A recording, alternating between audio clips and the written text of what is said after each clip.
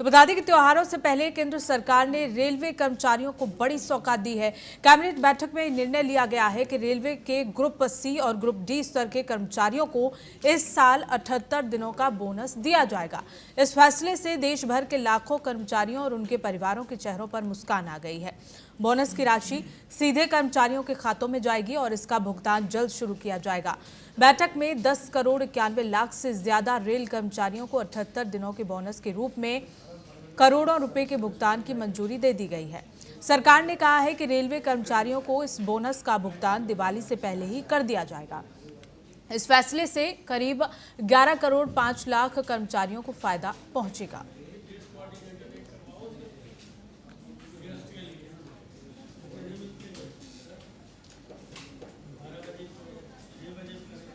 तो वहीं दूसरी खबर, जो आजादी के बाद करीब 85 साल बाद कांग्रेस की वर्किंग कमेटी की अहम बैठक पटना में हुई। इस बैठक में राहुल गांधी, कांग्रेस पार्टी के राष्ट्रीय अध्यक्ष खड़गे और कांग्रेस के तमाम बड़े नेता इस बैठक में हिस्सा लेते हुए नजर आए। अब इस बैठक पर बीजेपी ने कई सवाल खड़े कर दिए हैं। बीजेपी ने पूछा है कि आखिरकार कांग्रेस को इतने साल बाद बिहार की याद क्यों आ गई, क्योंकि बिहार में विधानसभा के चुनाव होने वाले हैं। बीजेपी नेता रविशंकर प्रसाद ने कहा कि कांग्रेस पार्टी को बिहार की याद अपने राजनीतिक फायदे के लिए आई है और इसी के साथ ही तमाम आरोप उन्होंने लगाए हैं। CWC की बैठक हुई और बीजेपी ने कई सवाल दागे हैं। रविशंकर प्रसाद का कांग्रेस पर सीधा हमला देखने को मिला है और रविशंकर प्रसाद ने क्या कुछ कहा, सुनिए। मेरे मन में पहला सवाल यह आया कि कांग्रेस पार्टी की राष्ट्रीय कार्यकारिणी तो दिल्ली में होती है, ये पटना में हो कब हो रही है? तो मालूम हुआ 85 साल के बाद हो रही है। तो पहला सवाल तो यही कहना है, वो कांग्रेस वालों, आपको पटना और बिहार की सुध 85 साल के बाद आई। और ये मुझे आपको बताना इसलिए जरूरी है कि कांग्रेस पार्टी का जो कार्यालय है सदाकत आश्रम, वो भारत के आजादी के आंदोलन का केंद्र रहा है। और इसी खबर पर ज्यादा जानकारी के साथ हमारे विशेष संवाददाता चंदन कुमार चंचल पटना से जुड़ गए हैं। चंदन, लगातार जो बैठक हुई CWC की, उसे लेकर बीजेपी हमलावर है कांग्रेस पर, विपक्ष पर, और ये कहती हुई नजर आ रही है कि 85 साल बाद पटना की याद आ रही है आपको। और रविशंकर प्रसाद ये कहते हुए नजर आए कि राहुल गांधी को अब याद आ रही है क्योंकि विधानसभा चुनाव है। आखिर कांग्रेस का मकसद क्या है इसके पीछे?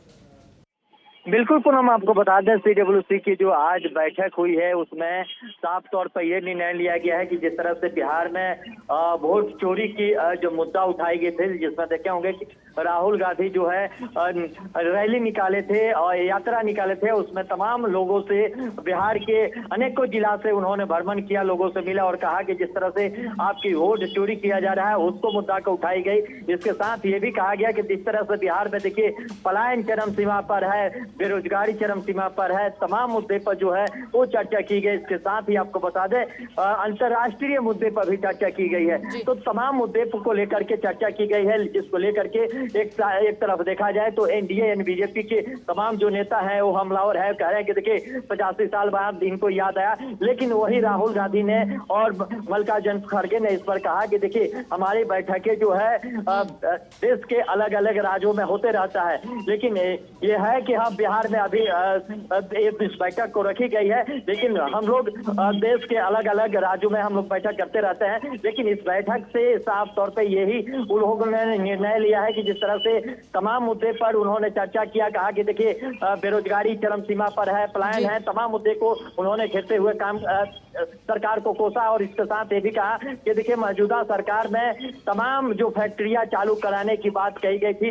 पिछले 10 साल से लगातार प्रधानमंत्री बिहार आते हैं तो कहते हैं कि बिहार के तमाम जो चीनी मिल बंद है उसको हमने चालू कराएंगे, उस मुद्दा पर भी चर्चा की गई। उन्होंने कहा कि देखिए हमारे जब सरकार थी तमाम बिहार के चीनी मिलों को हम लोग चालू कराने का काम किया, बिहार में चीनी मिल देने का काम किया था जो वर्षों से बंद है। लेकिन यहाँ मौजूदा सरकार जो है कभी चीनी मिल का नाम पर, कभी युवाओं को नौकरी देने के नाम पर वोट को लिया, लेकिन बिहार वासियों को अब तक कुछ नहीं दिया, हमेशा ठगने का काम किया। उस मुद्दा पर लगातार जो ये बताए CWC की आज बैठक हुई। उसके साथ ही आपको बता दें कि होटल चाणक्य में पटना यहाँ पे संयुक्त जो तमाम जो नेता है कांग्रेस के वो है, उसके महागठबंधन के तमाम जो नेता है यहाँ पे अति पिछड़ा न्याय संकल्प कानून को पास करने के लेकर के उन्होंने एक मैनिफेस्टो जारी किया और कहा कि देखिए ये 10 जो दिए हैं पॉइंट, 10 पॉइंट को लेकर के इन्होंने कहा कि हमारी जब सरकार बनती है तो अति पिछड़ा